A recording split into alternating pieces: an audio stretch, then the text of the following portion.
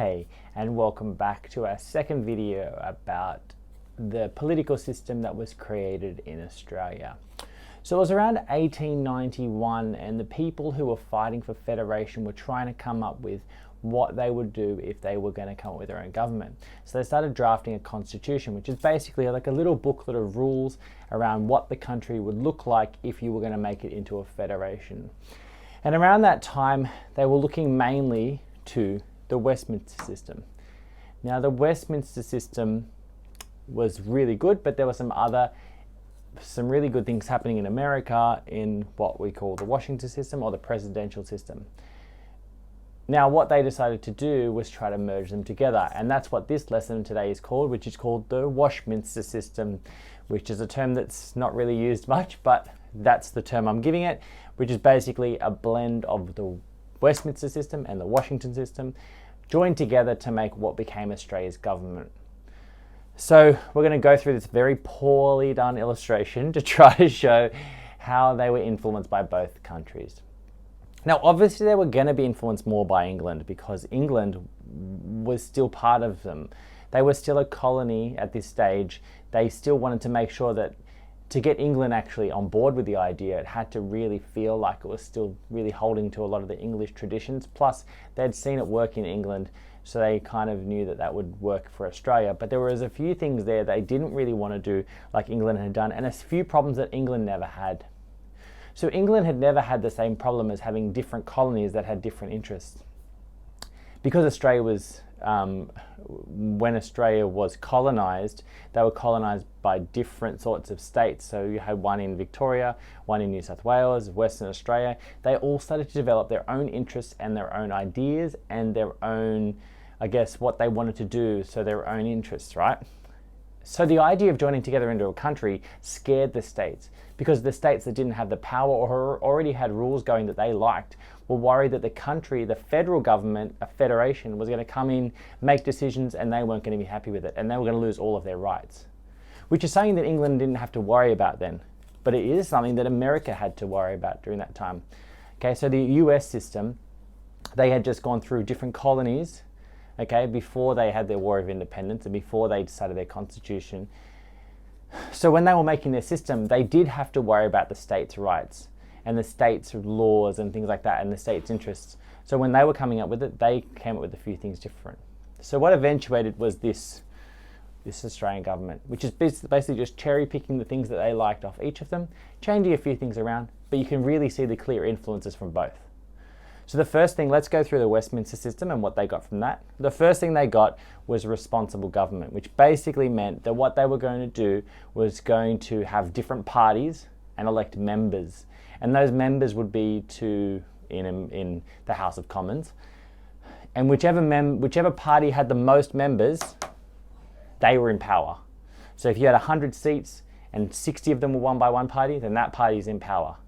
And then whoever's leading that party becomes the Prime Minister, and Australia kept that name Prime Minister.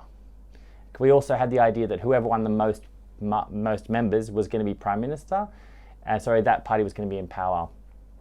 They also kept the idea that the head of state in a constitutional monarchy is the king or queen.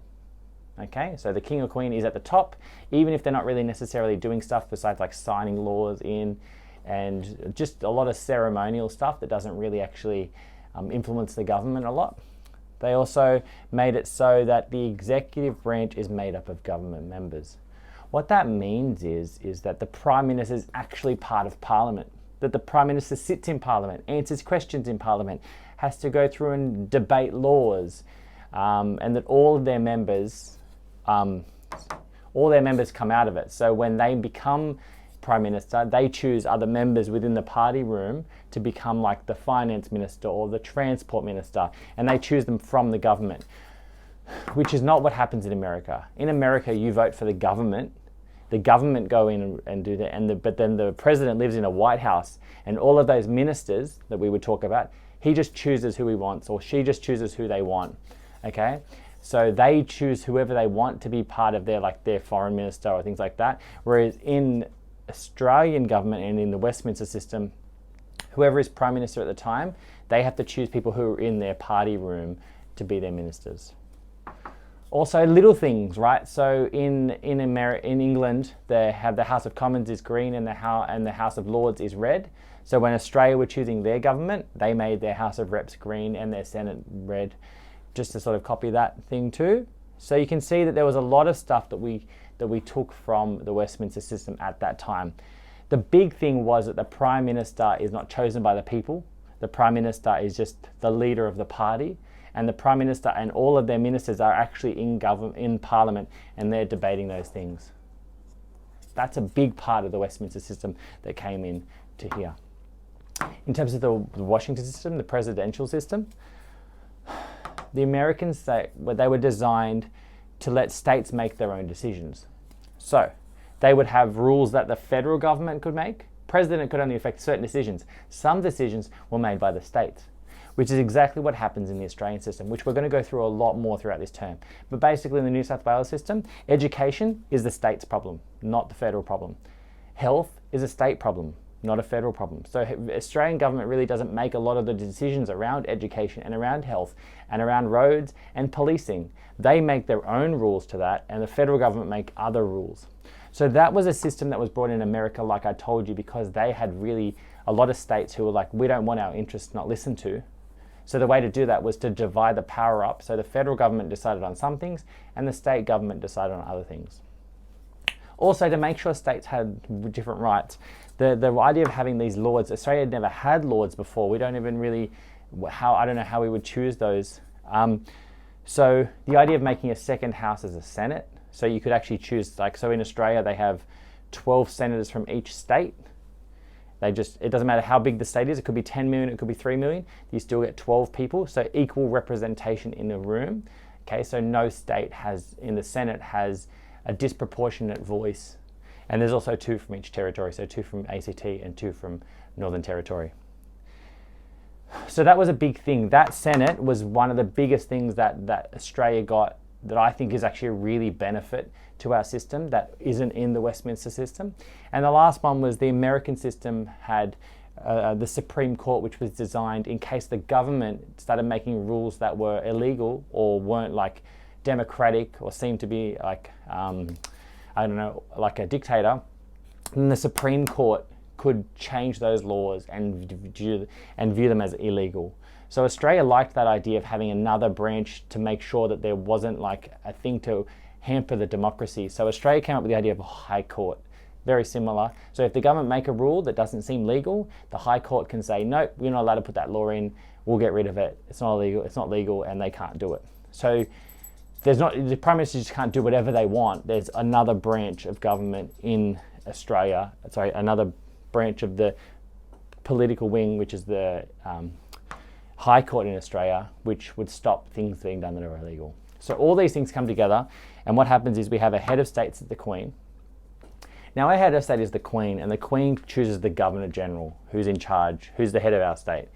And back when it first started, the Queen would choose the Governor General as like one of her friends or his friends or whoever the king or queen was at the time. But then it started just becoming that we just choose our Governor General.